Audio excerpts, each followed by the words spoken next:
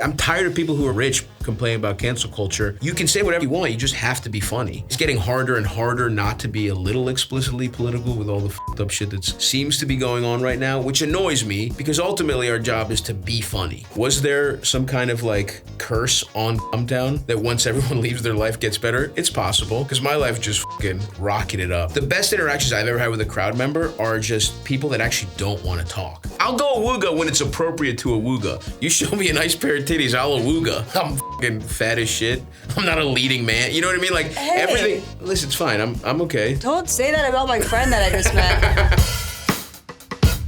Hello everyone, I'm Olivia Sui. You guys might know me from Smosh or like know me around the neighborhood, whatever. Today, I'm joined by a really funny person. His name is Stavros Halkias. Hello everyone. And right now, he is on his Dreamboat tour. Mm-hmm. We got a bunch of dates. I don't know how you guys do things. Do I do this and then shit pops up on the screen? Yeah, and then I'll go like this. Boom, boom, boom, boom, boom, boom, look boom, at all boom. these fucking places I'm Dude, at. look at this. Holy shit. Sold out. Well, sold out. Some of them, not yet. Kind of. Yeah, we're doing okay. Yeah. Half sold out, half could use your help. Guys. Yeah, please. Oklahoma City. Go. I'll fly there. And now let's get in there. Let's get in there. Number one, I didn't, like, what? People are shocked that we're doing this together. Hell yeah. And people were saying that I should be scared. Of me? I think people... What the fuck am I? What's wrong with me? I'm a nice guy. Do you know me? Not really. Yeah. Yeah. I mean, it's like, you seem cool. Because I'm fucking crazy. Really? Have you ever been arrested? No. I don't do like illegal stuff. I don't do illegal stuff. What's the worst thing you've ever done? Dude, not right now. Okay. I can't get like, no. Okay, you don't have to say that yet. Okay, let's just get into this because you have a heart out. You're a busy. It's a soft out. You're a busy guy. Yeah. You have dinner with your agents. I do. Yeah. Don't fucking dox me. I'm just a regular guy. What even is an agent? I don't know. First assumption is that you have no idea what Smosh is. I have some idea what Smosh is. Yeah. What do you know about us? I don't know. These fucking videos. I was shocked that you're like, I'm down to do this. Yeah, I see your videos pop up. You guys seem fun. And I said, fuck it. I've hung out with Andrew Santino and Bobby Lee 18 fucking times. Right. Time to hang out with Olivia Sui. Time to get swayed up. Dude, You're getting swayed up right now. Thank you. Yeah. There's an assumption that you look like you unironically say AWOOGA. Oh, that's interesting. I'll go AWOOGA. What's an AWOOGA? Is that an assumption? What is that? Is that an assumption? You guys just soft roasting me? I see what this fucking, you guys are not, this brand is nice, but I see what the fuck you're doing. Calling me a horny guy. And you know what? That's fair. I will go AWOOGA if somebody's hot. In my head, at least. You say AWOOGA. I'll go AWOOGA when it's appropriate to AWOOGA. You show me a nice pair of titties, I'll AWOOGA. You know what I mean? I'm a simple man. What am I gonna pretend that's not fucking cool? You're like, no, awesome. Get that away from me. Yuck. Oh, very nice. No. And frankly, I think a lot of people more should say AWOOGA. I agree. Yeah. If you're in a horny situation and everything's nice and consensual, let an AWOOGA fly. Honestly, I don't like that. You don't like that? You want it to be non-consensual? No. Interesting. Whoa. No, Maybe I am on the wrong place. You are. We're not a fun bunch of kids. If I'm in an intimate situation, I don't want someone to be like, AWOOGA. Hubba hubba can be nice. That's so messed up. I would literally run away. That is so gross. Hubba hubba. Oh. How did that become a thing? Doing some of that shit. Your eyes popping out like the mask. Okay, the next one. The day after your Hot Ones episode was 9/11. It was for my asshole, sure. Yeah, it was a tragedy for my ass. I don't know how that motherfucker does Hot Ones every day. Like, what does Sean Evans' How spicy is it? sphincter look like? Do you eat spicy food? I'll eat spicy food, yeah. It's pretty spicy. You're a Greek. I'm Greek, yep. Is there a spicy Greek food? Is that a thing? We're not particularly known for spice, but we're a little ethnic. We're sort of like the sour cream and onion of white people is what I would say. We're not plain white, and but we're still in the chip family or something. Yeah, but you guys like put like that stuff on top of your feta. Olive oil? What are you thinking? Oh wait, maybe that's like a different culture. Racist. Yeah, I told you. You're dealing Who's with the problematic one? Me or Smosh? AWOOGA, hubba. There's an assumption that Turkish food is better than Greek food. Okay, no, it's not. Greek food is better. How dare you? Have you had Turkish food? Yes, I've had Turkish food. And what's wrong? We put a nice mix on it. I'm not gonna sit here and deny that there are some inspirations for the Ottoman Empire, took over Greece, but we basically just remixed their shit, made it better, put a little nice flavor on it. Tzatziki, that's us. They don't have the fucking yogurt sauce that we do. We Do you drink wine for breakfast? I don't drink wine for breakfast. No, I'm not Dionysus, the god of having a good time. Even though I guess you could. I'm putting off that vibe. But your ancestor, they dipped bread in wine every morning and ate it. What the fuck are you talking about? What episode of Hercules did you watch? Where that happened? Your people did that. They did that. I don't know that they did. I think you're describing communion, actually. I don't think you're describing dipping bread in wine. How do you not know? I know more about it. Oh, do you? Y'all had dry bread in the morning and dipped it in wine. And you guys ate that for breakfast. Every Greek person, from where is this knowledge from? 4,000 years ago? Yeah. Okay, well, we've progressed a little bit since then. But either way, no, I shouldn't even have acknowledged that question with a response. Greek food is better. I think we have the best version of that food, of the sort of flatbreads, grilled meats, all that kind of stuff. Okay, next one. People still associate you with the podcast Town. There's an assumption that leaving Town was the best career decision you've ever made. People definitely still do associate with me, and it was a fucking hilarious show that I did with my friends for a bunch of years. My life has gone insanely good since I left. Really? I was not planning that at all. I thought I would leave and I would just kind of be able to chill for a little bit, because that was the first thing that got any money. I was a touring opening comic. People knew me if you were a real hardcore comedy nerd, but I wasn't. I was making I had a really shitty writing job and I was making I don't know, $35,000 a year or something. That was the first time we made money. And it kind of made a lot of people know who I was. And that allowed me to tour. So Town really helped. But yeah, hysterically, ever since I left, it is funny. It's almost was there some kind of wizard's curse on Town that once everyone leaves, their life gets better? It's possible, because my life just fucking rocketed up. What was the first good thing that happened? I just kind of kept going viral, and I don't understand why. I wasn't doing anything special. I was just posting crowd work clips, and then my career just kind of blew up. I got to make a movie. That's insane. The cult movie. Yeah, Let's Start a Cult. Nobody gets to make movies. I'm not a fucking actor. I'm fucking fat as shit. I'm not a leading man. You know what I mean? Hey. Everything. Listen, it's fine. I'm okay. Don't say that about my friend that I just met. I am fat. That's not you thinking that's bad. No, but you are a leading man. Thank you. But that's what I'm saying. On paper, would you think a podcaster from a podcast gets to make a movie 6 months after leaving? No. I'm sorry. Someone told me about Town a couple weeks ago, and I was like, what? Yeah. Who? Why? Yeah, the whole thing was, we were trying to fail and it kept working. That's amazing. You're failing upwards. Yeah, we really were. Dude, you've just been going up and up and up. But it sucks though, because even when you achieve your dreams, it's still work, and work sucks. Are you saying I should leave Smosh? Yeah, was that your dream? No. Yeah. Then stay. No, I'm going to stay. I like it here. Are you trying to separate yourself from those fans of Town? Honestly, a lot of them are most of the Town fans are awesome. Most of them were people that, because what we were doing was just trying to say the most ridiculous shit for fun. Mm-hmm. And the whole idea was, we find a lot of humor in people saying ignorant shit, because you'd have to be so stupid to believe a lot of these things. Yeah. And it's the middle school thing of you and your friends can say the most fucked up shit to each other because you're good people, because you actually know each other. But in that context, you can be free to say some insane shit. And I think a lot of people who were kind of tired of there was definitely some scolding going on in the mid-2010s where it's you're not allowed to say certain things, whatever. Mm-hmm. We never complained about it. We just made things we thought were funny. Mm-hmm. And I think a lot of people who were just normal motherfuckers that liked, dirty jokes, liked our podcast. But there certainly was a percentage of people who didn't understand that we weren't racist or homophobic or sexist or whatever, and just were these guys are just awesome at face value. And so I don't mind getting away from those fans. There's still people who saw from Down that come out to shows, come out to the Dreamboat tour. And so yeah, I love the OGs are the best. People who knew me when I was completely broke, toothless. I was missing this tooth. Oh, so this one's also an implant? Yeah. This one's an implant. Oh. The chipped one. Shout out to them. I love the town OGs for sure. There's an assumption that you're going to become the Joe Rogan of the left. I'm not. That's not gonna happen. Yeah, he does like 3-4 hour podcasts a week minimum. Just on volume alone, I will never be the Joe Rogan of the left. I like to work as little as possible. You don't have time. I do, but I don't want to. You know, I'd rather just chill. Same. I really want to, you know.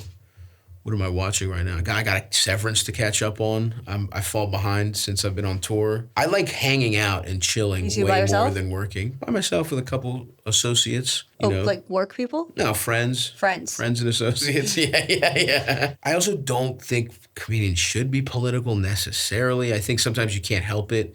And it's getting harder and harder not to be a little explicitly political with all the fucked up shit that's seems to be going on right now, which annoys me because ultimately our job is to be funny, right? And I think anytime comedians forget that and think they're smart, big problem. Like they're never entertaining. It's not entertaining when comedians do that. And it's like, that's also, our culture is just deteriorated where there are no like public intellectuals and there are no like respected journalists. And comedians just sort of weirdly fill that void sometimes, or just if they're naturally curious, they have the ability to. They build these audiences and they can do whatever the fuck they want. And good for whoever wants to do that. I just think it's bad for society and it's not funny. What do you think about the assumption that the left can't meme? Just saying that annoys me. That's too online, like the memeing, you know. No, I think that assumption is ridiculous. I mean, I think, first of all, breaking things down to like the left and right, or just saying like this weird lumping of the left as being all tattletales is wrong. Because I agree, there are definitely people who I don't even think of as the left so much as like kind of the center, kind of like mainstream, you know, Democrat. There was definitely a problem, I think, where there's a type of, you know, left or Democrat type of person that it got a little tattletale-y there for a second. I think, not to get fucking political, I hate doing this shit, but it's like we'll just say there was like a lot of scolds or whatever, people that wanted to get you in trouble for saying whatever, the wrong thing. There was maybe there was a moment of that, and it's like, yeah, there's annoying tattletales on the left for sure. But the idea that just because of that you can't be funny, I think, again, is just wrong. Anyone can be funny. And I think historically, it's just weird to think about anyone who's on the side of power being really funny. That's never funny. My boss is awesome. Is never funny. You're never funny. You're never like, but you're never. I know. Yeah. Subversive. You're never funny. You're never subversive if you're just agreeing with your fucking boss or the sitting president or whatever the fuck. People are claiming that comedy is dead because of cancel culture. That's so fucking stupid. Why? Because like me and my friends from, you know, me, Mullen, and Adam, we started from other people on the internet. Some of the biggest people. Rogan has he says shit that, you know, maybe people don't agree, you know, mainstream, whatever, doesn't agree with. He platforms people that whoever the fuck he wants, right?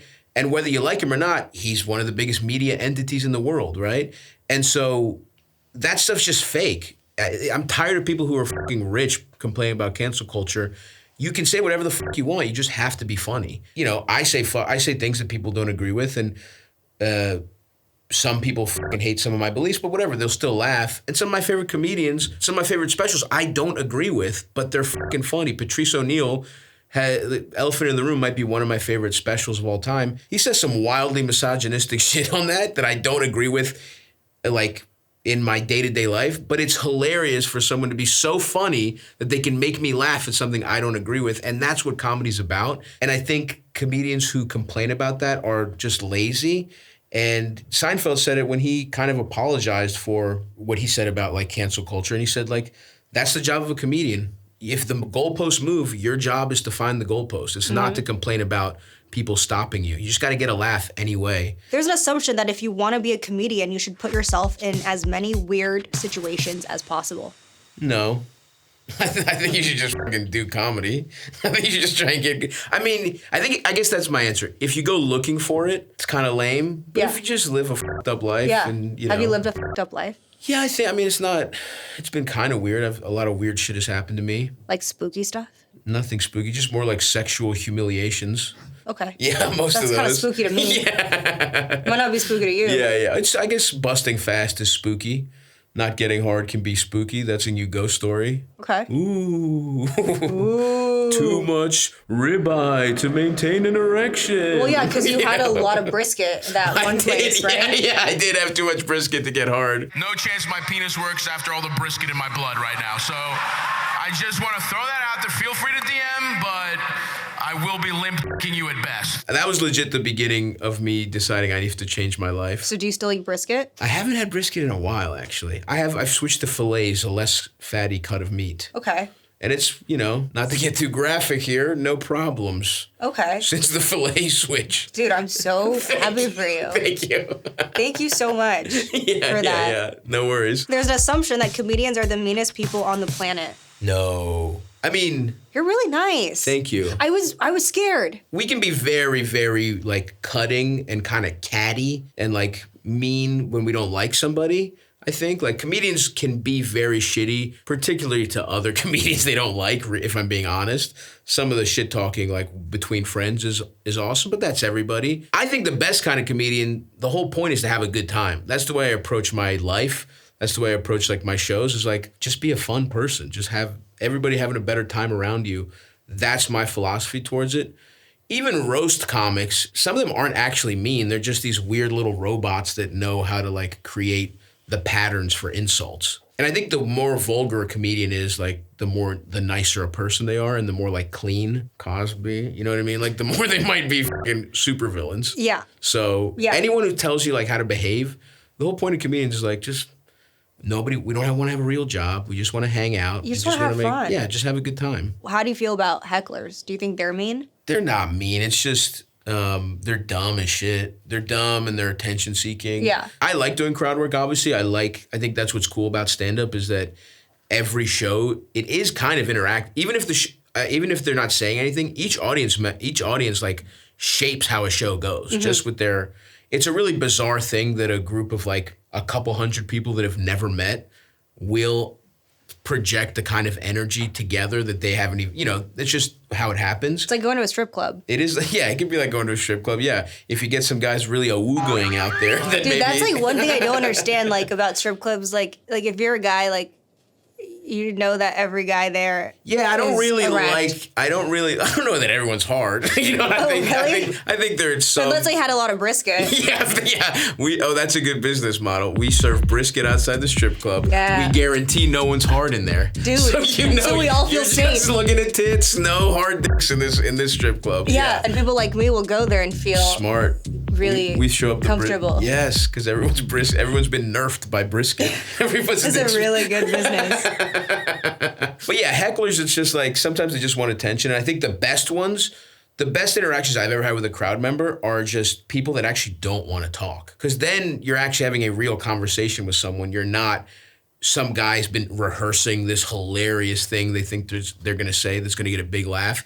Never does. They always bomb. But if someone's kind of reluctant to share a story about their parents getting divorced or something, that can be pretty fun. Speaking of crowd work, some people assume that crowd work isn't real stand-up. I mean, they're not wrong, to be completely honest with you. I love crowd. I mean, I used to do crowd work just as a way to get to know each audience. I always kind of thought of it as the stretching part of working out, where it's you got to acclimate yourself to that crowd. You got to make sure you got to let them know you're a real person. And when you have a little rapport after talking to them a bit, then you can go into, they understand you more, then your jokes will work better. But then something happened where the internet just rewarded rewarded crowd work. So I started posting it, but I was doing crowd work for years and never considered it a part of what people should look at or listen to. But I do think people are putting too much of it on. And I think people who are really bad at it are posting stuff. And I'm so happy this was the trend that happened after I was good at stand-up. Because when I was 25, I probably thought I was doing hilarious crowd work. And it was probably dog shit. But in your head, you have to feel like you're improving to continue doing something as stupid and delusional as stand-up comedy. But you are objectively wrong. You're not that funny when you're starting. But I would have posted everything thinking I was a fucking genius. So I'm so happy that's not out there. And I feel really bad for a bunch of young comedians who, I think it's important to talk to the crowd, but you shouldn't be shown failing. Right. You know what I mean? And a lot of them are. There's an assumption that the more famous you get, the more susceptible to weird lifestyle choices. you are, like crystals and butthole sunning. Is this something that, like, is this like an inside joke with it? I'm not a big butthole sunner. I don't like that guy. Kind of gives me the creeps. That guy's big. I don't know if you're familiar with him. Something's off there. He really rubs me the wrong. Do whatever you want, but I just see him and I get fucking freaked out. But I do think the more like successful you get, the more susceptible to weird shit. Like, what are you doing currently? Well, not me. I'm trying to not be that way. Really? I feel like when I get like really famous, I feel actually I already do weird shit. Like 2 days ago, instead of butthole sunning, because I'm like healing from my wisdom tooth, I was just like sitting outside with my mouth open, like the gamma rays. Is it gamma rays? I don't think that's gamma rays. UV rays. UV, yeah. You're trying to turn your mouth into the Hulk. You're trying to get a big green tongue. I was like, my mouth was like just open with the sun rays just going into. Right. I thought that would be like healing for me. Okay. I think it actually swelled up my gums. Interesting. I don't think gums are supposed to get a tan, but that's true. I don't want to do weird shit. I have that. I think because you get like isolated from normal people, like the more you work. Like I spent a year I went back to Baltimore to be with my family, to just live in the like neighborhood I grew up. Well, not the neighborhood, one neighborhood over that's slightly nicer than the one I grew up in. But because like you see it, like right now on tour, I don't see regular people. I see just people I travel with. But even then, I hired my best friend to be my tour manager. He's fucking stupid. He's bad at logistics. He fucks shit up constantly, but he's the person that will be honest with me, right? Like, I don't want to have a yes. Like, this is somebody who I've known since I was like 6 years old. And he'll, we'll like bust each other's balls. Like, I hire my friends to come with me. The other guy, I have somebody handling like nutrition, because I'm trying not to get fat as shit on this tour. He has no qualifications. He's my friend who was fat and then lost weight, but we were roommates in college. So I was like, he's another guy that'll like. You have like a nutritionist.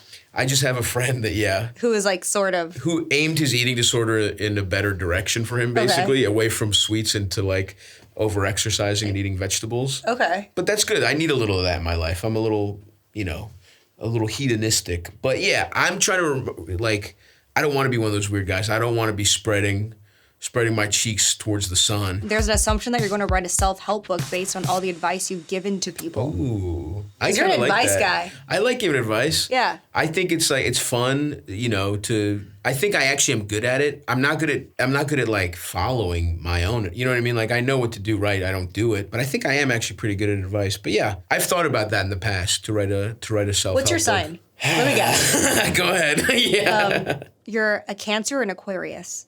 Which one? I don't know. One of those. You are right, actually. One of those. Are you serious? Yeah.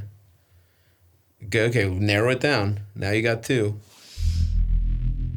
What are you thinking? Okay. What's your favorite song? My favorite song? I don't fucking know. I come out to Big Pimpin' on stage. Or Hey Ma. Okay, you're an Aquarius? Wow, you got that from Dipset?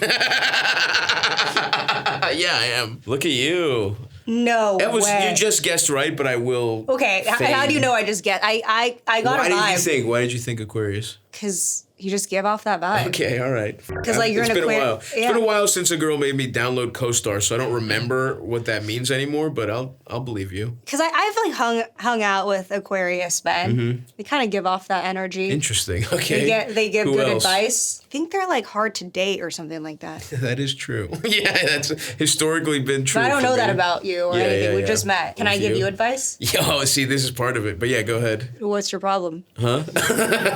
Oh, no, I'm actually doing pretty good right now. Same. So we're both lying. I'm not lying. I can't tell what it is, but yeah, there's definitely something. Yeah, for you, in your life, like something fundamental going wrong. I could say that about you. Yeah, that's true for me too. Yeah, all right. You have so we're on the secrets same and page. Not secrets, just like I'm trying to keep all my just debilitating addictions at bay while I'm on tour. Tour is the best. You can just do drugs, fuck strangers, eat like an animal.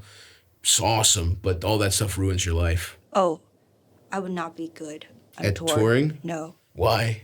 All of those You'd things. be unleashed? No. You don't like any of those things? No. You don't like having a good time?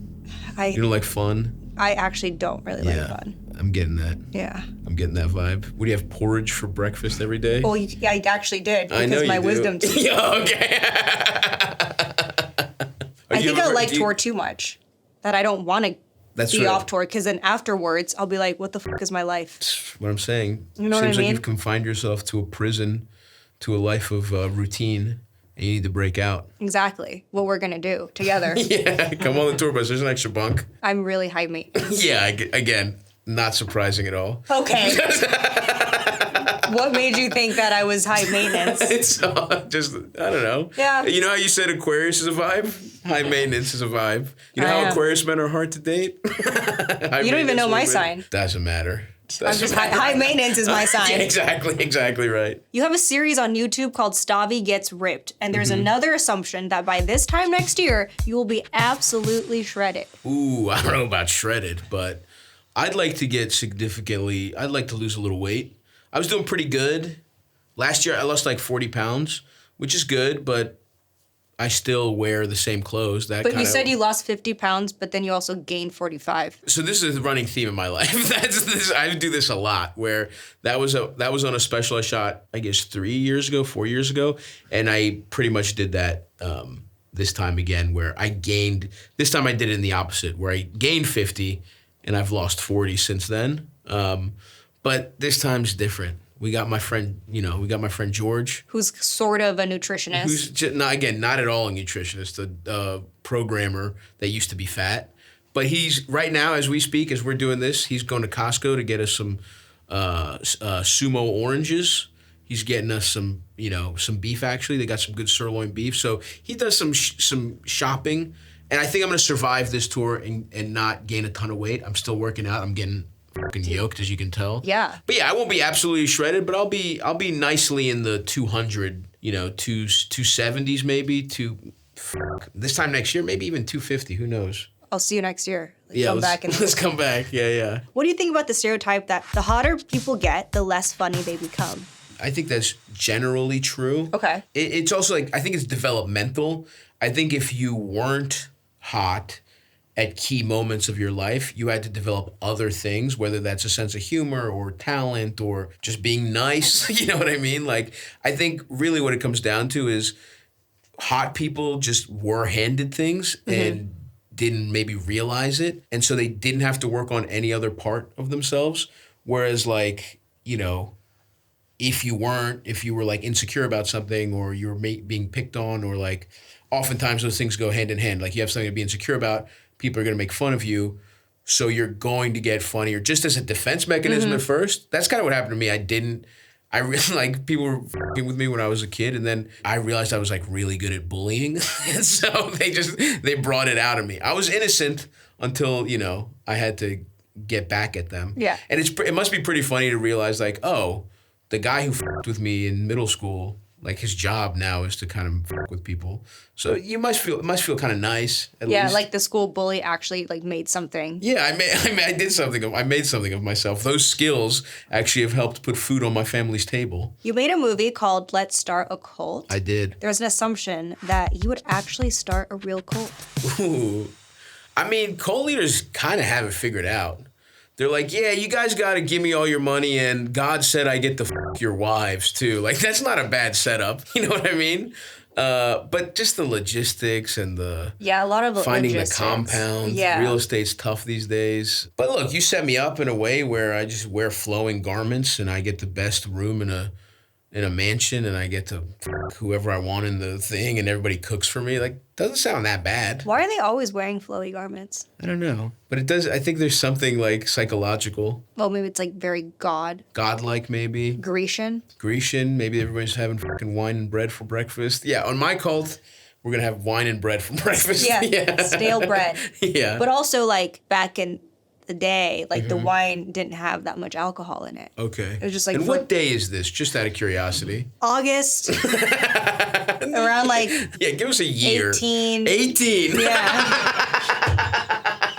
You think in the 1800s, In the 1800s. they were wearing fucking togas and dipping bread in wine? Yeah. And they're sketching little pictures. Right. We were still fucking carving into marble in the 1800s. Yeah, in the 1800s. Okay, we're gonna switch to the next segment of this. I'm gonna show you images, and then you're going to tell me what it reminds you of. Great. Let's start. Okay. Ooh, hell yeah. McDonald's apple pie. That's childhood right there, So baby. good. So good. You know what's crazy? The apple pie in itself does remind me of being like a little ass kid. It's a Saturday after soccer. Me and my brothers have been good, and my mom lets us get whatever we want at McDonald's. Because when you get the apple pie, you've been a real good boy. Really? You know? Yeah, if you get dessert as well, hell yeah. It's nuggets. We were a big nuggets family. I don't know, I think mad cow disease was going on, so I never had beef from a fast food place as a child. My mom was very anti that, so we were nugged up and we were eating spicy, McChickens, all that kind of thing. I would get a Happy Meal to be a little kid, but then also I was a large boy, so I just also got a sandwich on top of the Happy Meal, but it was just that plus the apple pie. Oh, this with soft serve and a filet of fish. Oh, soft serve. Respect. I gotta tip my cap to you. I never even did that as a kid. What else we got? What a red ball. Oh, kickball. Hell yeah. I was fucking nice at kickball. Did I you would bully boot people the with this shit. ball? No. Again, I only bullied out of necessity, okay? If I was put into a corner, but I was very nice most of the time. That's a fun one. We had some great kickball. Again, I had a boot on me. I could really kick the ball. Yeah, you look like someone who can really kick a ball. Thank you. I'll take that. I was good. I would nail it. Strong legs. Strong legs, great calves. Wasn't a big dodgeball guy, more of a kickball guy. I wish adult kickball leagues weren't like fratty Disney adults, you know what I mean? Because it's cool. It's one of those things that the stigma stops me from wanting to do it, but I love kickball. I'd love to get some pals and play a game of kickball for old time's sake. Okay, we can do that. Cool. Oh, hell yeah, skate park. A roller rink. That's awesome. Shout out to Skateland in Rosedale, Maryland. Some of the worst the pizza that had the little, you could see the individual squares of cheese on the sauce? They had that. I wasn't the most nimble skater. I spent a lot of my time kind of on the railing, kind of near the wall. There was a Cruisin' USA racing game at Skateland that I kind of really set up shop at. But yeah, it was nice, fun memories. I always wished I was a better skater. I never got there. Never skated. Did you play any sports growing up? What do you think? No. No, you're practicing the cello or something? Dude. Cello? No. What was it? I know, I just danced ballet. Okay, cool. That tracks, all right. right? That makes sense. Yeah, that makes sense. You didn't play any instruments? Get the fuck out of here. Okay, I played piano. Thank you. Yeah. And then in middle school I played violin. All right. Okay. So come on. Was I that off with cello? You weren't. Yeah. I just hate that you. It's okay. You know me I'm so good well. at this stuff. It's not Okay. your fault. Ooh, a cigar, a little stogue. Do you smoke? I was sober for that year when I did a year to try and lose a little weight, and I started smoking on the tour again. Like, slowly what are we talking, giving like- into my vices, weed. Okay. I do like a cigar every once in a while. I've never smoked a cigar. I don't like them really like heavy, but yeah, they are kind of nice sometimes. Getting closer to being a 40-year-old Eastern European, like it's taking over. Whoa. Okay, Yeah. that just unlocked something. Okay. I had a dream last night that I was smoking. Wow. Whoa. It's finally time for you to rebel. Whoa. You might have your first cigarette. Oh, whoa. Recliner, hell yeah. I'm a huge recliner guy. Not good for your back. Well, I have a stressless ergonomic recliner. Pretty expensive, but they're f***ing awesome. Where is it? It's in Baltimore. I miss my chair more than anything. Is that where honestly. you live? I have a place in Baltimore. I have an apartment in New York. When I get off tour, I'm getting a better apartment in New York. Oh, you don't live in LA? No. I'm just here. I was on tour. I'm here on tour. Holy shit. Mm-hmm. What? Yeah. Whoa. Yeah. That's crazy, right? People live in New York sometimes. Dude, that's weird. You don't live in LA? I don't. Is that okay? I don't know. But yeah, Sucks. Recliners are good. They're not. This one is good for your back. The one I got. It was expensive, but it was awesome. Do you have any dad stories? Do I have any with my recliner? Yeah. My dad was, he did have a recliner actually, and that again, it's sort of like the fillet of fish of chairs, where you're like, wow, I've really made it sitting in the recliner.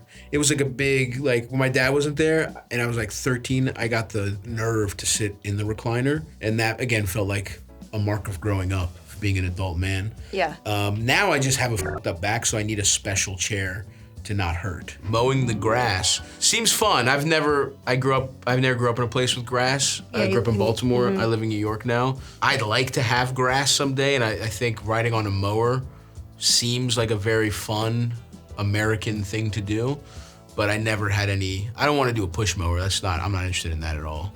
I want to mow my shit like Hank Hill. Who's that? Who's Hank Hill? Who's Hank Hill? King of the Hill? Come on, dog. I don't know. It's good. You should watch it. Okay. It's legitimately one of the best shows. Wow, I feel like I could talk to you forever. Yep. Forever. Let's keep it going. I might go on tour with you. Come on the Dreamboat tour. You're like, oh, this is my other stupid friend who doesn't know how to do anything. And she's gonna help with like money. Yeah. That would be great. Are you gonna be the money person? Oh yeah. You'll be the violin and ballet expert on the tour. Yeah. I want to take some dancing classes. Yeah, well, I used to teach little kids ballet. Perfect. You should teach me ballet. That would be awesome. We'll all be on the Dreamboat tour together. The second half kicks off in Oklahoma City, and it goes until DC in May 11th. Come out and see us, guys, and go watch Let's Start a Cult. It's on Hulu right now. Go watch his stuff. Thank you. And 2 specials, one on Netflix, one free on YouTube. And listen to Stavros as well. There's a ton of me. If you liked me a little bit, there's a lot of me on the internet. I miss like going with my family, having to do whatever they do. You like that? Yeah, I miss that. it. I miss childhood.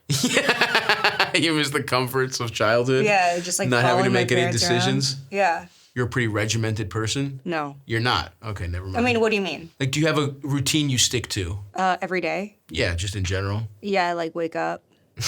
Cool, that's important. Yeah. And then maybe at the end you go to sleep? Yeah. You proved it. I like having a routine, but I'm also like the most disorganized person. I was just wondering if, because you miss childhood, you try and recreate that with a routine that sort of takes away any thinking you might have to do. I mean, the only thing that I have to do every day is I have to wake up.